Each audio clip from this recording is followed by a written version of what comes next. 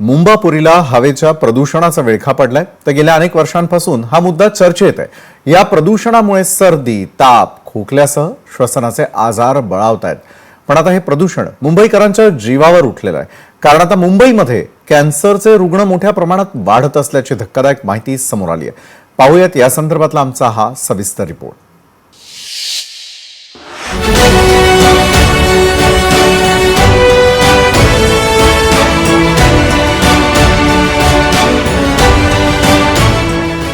सावधान, मुंबईची हवा बनली विषारी। वायू प्रदूषणामुळे कॅन्सरच्या रुग्णांत प्रचंड वाढ। पुरुषांसह महिलांमध्ये कॅन्सरचं प्रमाण वाढलं।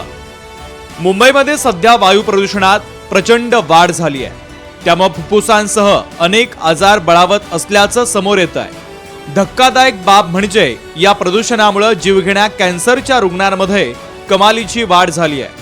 त्यामुळे मुंबईच्या हवेच्या प्रदूषणाचा मुद्दा पुन्हा एकदा ऐरणीवर आलाय। दक्षिण मुंबईसह वांद्रे कुर्ला कॉम्प्लेक्स, शिव, चेंबूरमध्ये प्रदूषण वाढलेलं आहे। माझगाव, गोरेगाव, मालाड, बोरीवली, दहिसरमधील हवा विषारी बनलेली आहे। वाहनं, बांधकामं, शेकोट्या, डम्पिंग ग्राउंडमधून निघणारे घातक आणि विषारी वायू मुंबईकरांचं फुफ्फुस पोखरताय। यासोबतच कर्करोगाचे रुग्ण वाढत असल्याची धक्कादायक माहिती आता समोर आली आहे। त्यामुळे मुंबईकरांनी काळजी घेण्याचा सल्ला डॉक्टर देताय।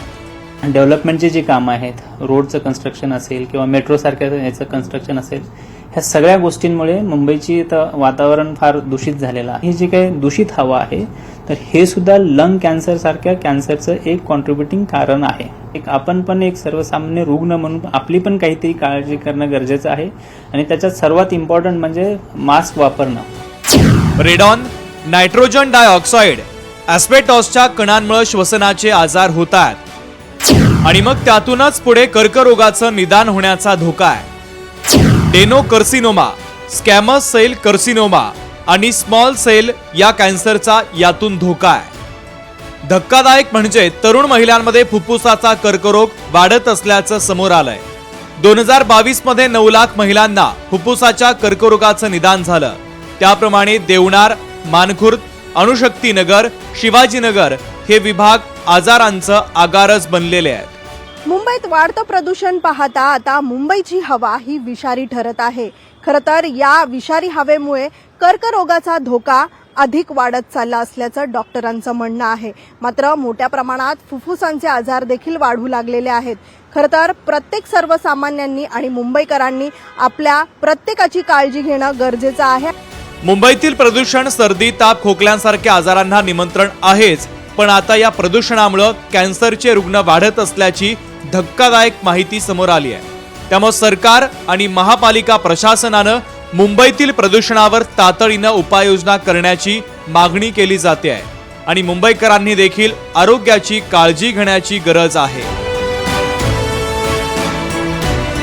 मीनाक्षी म्हात्रे, लोकशाही मराठी, मुंबई। लोकशाही मराठी, ऐका, पहा, जागरूक रहा।